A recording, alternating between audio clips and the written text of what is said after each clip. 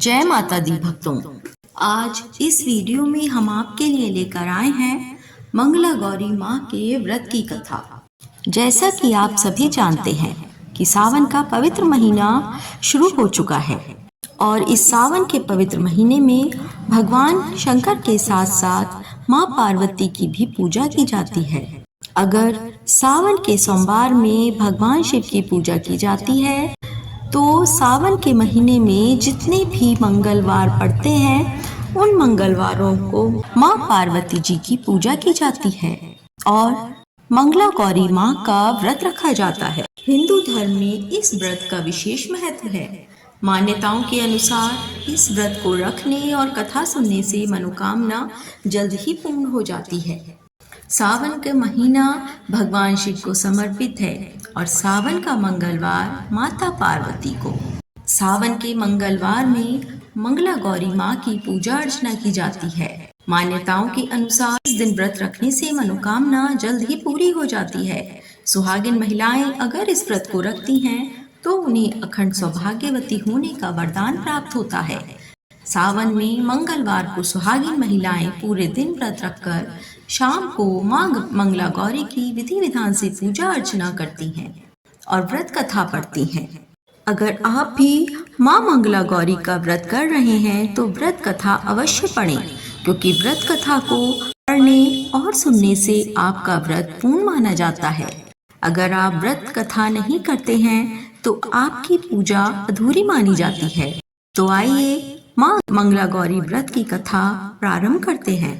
एक समय की बात है, एक शहर में धर्मपाल नाम का एक व्यापारी रहता था। उसकी पत्नी बहुत खूबसूरत थी और उसके पास काफी संपत्ति थी, लेकिन उसके कोई संतान नहीं होने के कारण वे काफी दुखी रहा करते थे। भगवान की कृपा से उन्हें एक पुत्र की प्राप्ति हुई, लेकिन वह पुत्र अल्पायु था। उसके पुत्र को श्राप मिला था कि 16 वर्ष की आयु में सांप के काटने से उसकी मौत हो जाएगी।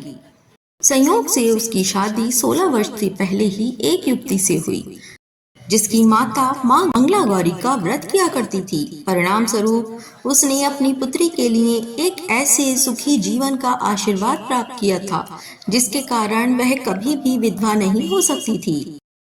इस कारण धर्मपाल के पुत्र की आयु 100 साल की हुई।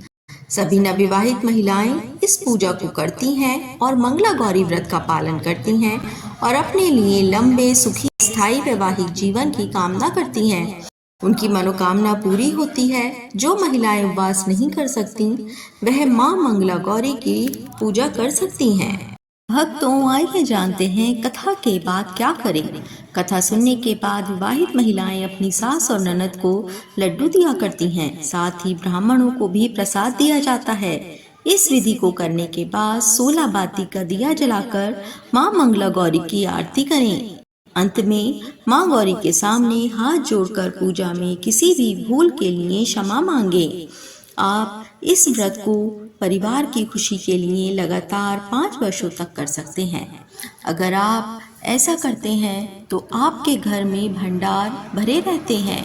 देवी माँ आपको सुख समृद्धि प्रदान करती हैं और आपके हर कष्ट हर संकट को दूर करती हैं। तो भक्तों, अखंड सुहाग पाने के लिए आप मंगला गौरी माँ की कथा अवश्य सुनें।